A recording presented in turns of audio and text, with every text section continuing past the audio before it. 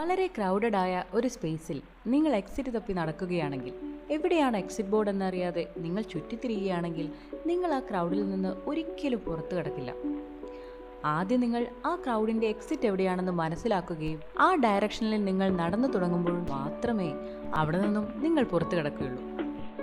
പരീക്ഷയ്ക്ക് പഠിക്കുന്ന കുട്ടികൾക്ക് പറ്റുന്ന ഏറ്റവും വലിയ തെറ്റ് എന്താണെന്ന് വെച്ചാൽ, പ്രോപ്പറായിട്ടുള്ള ഒരു സിലബസിലായിരിക്കും എക്സാം നടത്തുന്നത്. പക്ഷേ ആ സിലബസ് എന്താണെന്ന് ഒരിക്കൽ പോലും അവർ കണ്ടിട്ടുണ്ടാവില്ല. നിങ്ങൾ പ്രിപ്പയർ ചെയ്യുന്ന എക്സാം സിലബസ് കൃത്യമായി നിങ്ങൾ മനസ്സിലാക്കിയിട്ടുണ്ടോ? ഇല്ലെങ്കിൽ നിങ്ങൾ ചെയ്യേണ്ട ഫസ്റ്റ് സ്റ്റെപ്പ് ഈ സിലബസിൻ്റെ പ്രിൻ്റ് ഔട്ട് എടുത്തു വയ്ക്കുക.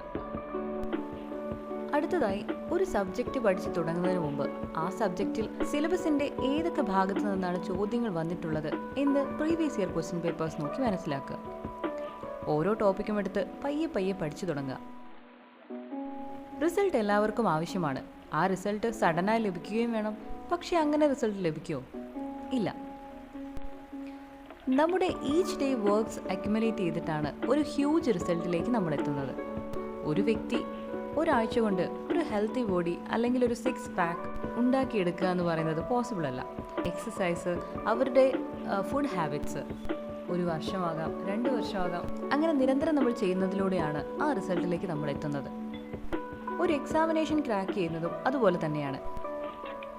നിങ്ങൾ റിസൾട്ടിനെ പറ്റി ചിന്തിക്കാതെ നിങ്ങളുടെ ഡെയിലി ടാർഗറ്റ് സെറ്റ് ചെയ്ത് അതിൽ കോൺസെൻട്രേറ്റ് ചെയ്ത് പ്രിപ്പറേഷൻ സ്റ്റാർട്ട് ചെയ്യുക.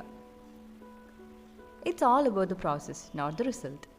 ഓരോ ദിവസവും റിസൾട്ടിനെ കുറിച്ച് ചിന്തിച്ച് ആവലാതിപ്പെട്ടാൽ ഒരിക്കലും റിസൾട്ട് ലഭിക്കില്ല. ഇപ്പോൾ പഠിച്ചുകൊണ്ടിരിക്കുന്ന ഒരു വിദ്യാർത്ഥിക്ക് 1 മാസമാണ് എക്സാം പ്രിപ്പയർ ചെയ്യാനുള്ള സമയം എന്ന് വിചാരിക്കുക.